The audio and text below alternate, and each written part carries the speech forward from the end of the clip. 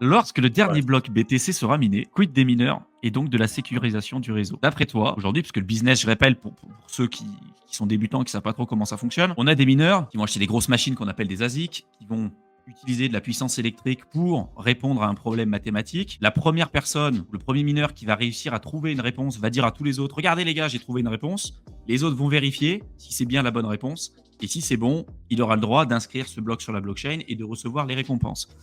Comment se retrouve en fait cette récompense? C'est avec les bitcoins nouveaux mintés. Et en fait, à chaque épisode de halving, c'est divisé par deux. Les 4 premières années du bitcoin, c'était 50 bitcoins. Ensuite, on est passé à 25, 12,5, 6,25, 3,125, etc., etc. Et aujourd'hui, on est à 3,125. Donc, ça, c'est une première source de rémunération. Et ensuite, il y a les frais qui sont payés par les utilisateurs. Avec, quand on a eu la mania un peu avec les runes sur Bitcoin, les BRC20, les SRC20, les inscriptions et tout ce qui s'ensuit, il y a eu une augmentation des frais parce que ça ressemblait un peu ou prou à des NFT, même si c'était pas vraiment ça. Et donc les gens étaient prêts à payer plus cher pour faire des transactions. Donc il y avait aussi une rémunération pour les mineurs. Et la question de Smart Degen, qui n'est clairement pas bête, c'est de dire aujourd'hui les mineurs ils travaillent parce que c'est rentable pour eux.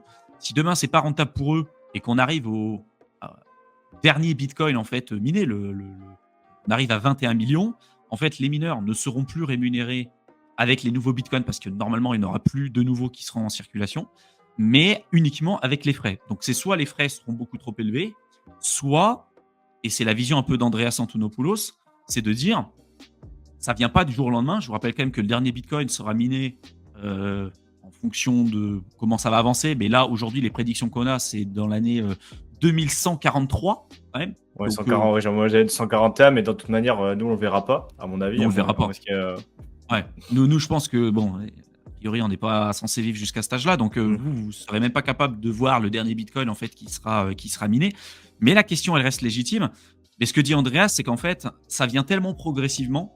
C'est-à-dire que là, on voit de halving en halving, les premiers halving ont quand même eu un impact significatif et il y a un vrai changement pour les mineurs. Mais en fait, passer, je sais pas, le sixième halving, sixième, septième halving, la différence, elle est tellement faible à chaque fois que tu as une épuration en fait des mineurs au fur et à mesure du temps. Et que tu sois du 10e halving ou au 50e ou au 100e halving, en fait, la sélection, elle est déjà faite, en fait, tu vois. Et que si les mineurs n'ont pas été rentables au 10e halving, ils ne le seront pas au 100e. Et donc, tous ceux qui ne sont pas rentables au 10e vont débrancher, ce qui va diminuer la difficulté de minage, rendre plus rentable le minage pour ceux qui sont encore existants et qui sont disponibles. Donc ensuite, moins de compétition, peut-être plus de possibilités de valider des blocs et donc de recevoir des récompenses. Et en fait, c'est un mouvement comme ça perpétuel, quoi. S'il y a moins de mineurs, on baisse la difficulté, c'est plus rentable pour ceux qui sont présents.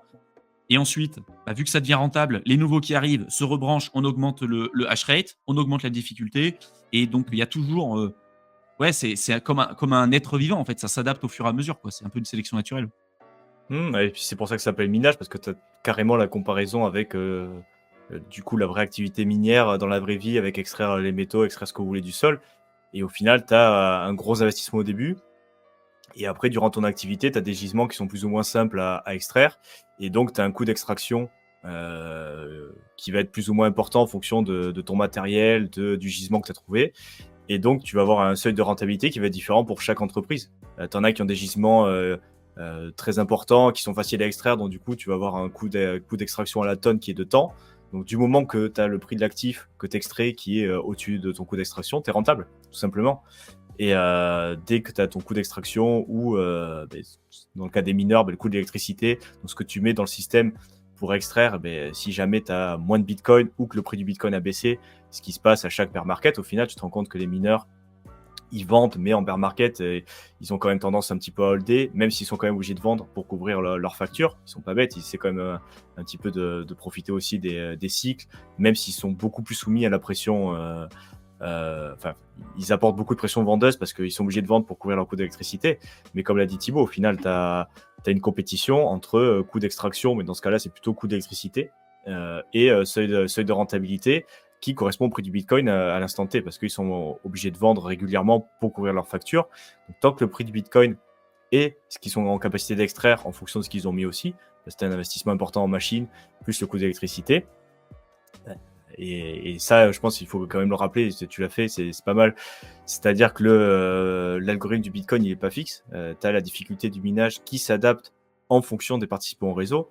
Donc effectivement, les moins rentables, dès que ça commence à baisser, c'est-à-dire ceux qui ont le coût d'extraction, le coût d'électricité la plus importante, dès qu'ils ont un certain niveau de prix, tu vois, par exemple, il faut que le Bitcoin soit minimum, s'ils en reçoivent, je sais pas, peut-être 3,25 je sais pas, c'est un bloc toutes les 10 minutes, donc je sais pas la puissance qu'ils peuvent avoir, quel est le rendement moyen d'un mineur, c'est ce qu'ils peuvent espérer, tu vois, mais il faut par exemple que le coût du Bitcoin soit à 25, à 30, à 40 000 dollars minimum pour pouvoir couvrir leurs factures avec ce qu'ils ont besoin de vendre à la fin du mois.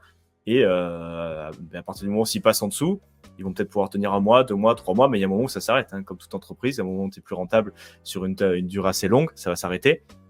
Et après, il y en a toujours qui ont un coût d'extraction parce qu'ils se sont mis, je sais pas, en Islande à côté d'un volcan où c'est gratuit, ou presque.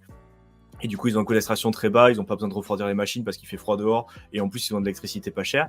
Eux, tant que le BTC est à 10 000 ou plus, ils sont rentables, donc ils vont continuer à tourner. Et ça va s'adapter comme ça.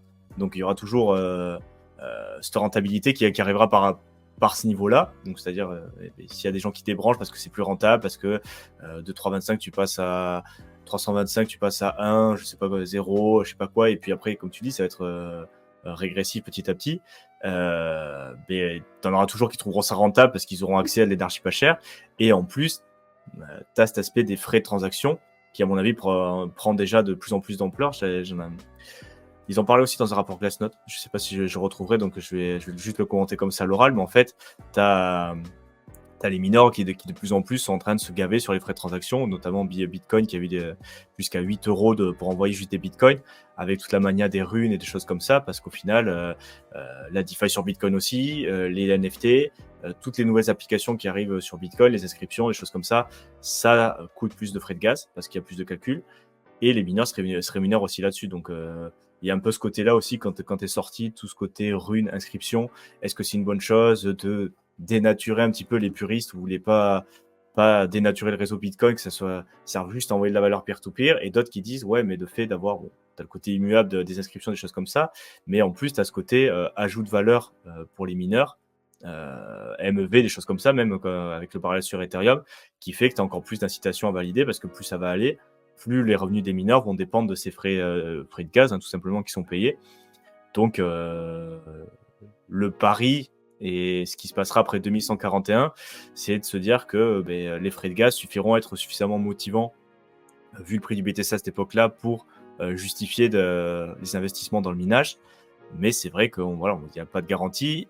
Après, si on est un peu égoïste, on peut se dire que nous, de toute façon, on s'en fout parce que ça ne nous concernera pas. Mais il y a c'est pas problématique, mais il y a un peu ces questionnements dans le futur. Est-ce que le prix de Bitcoin sera suffisant pour justifier un investissement, et donc du coup, est-ce qu'il y aura suffisamment de décentralisation toujours dans le réseau, parce qu'il y aura suffisamment de personnes de par le monde qui considéreront que ça sera intéressant de participer là-dessus.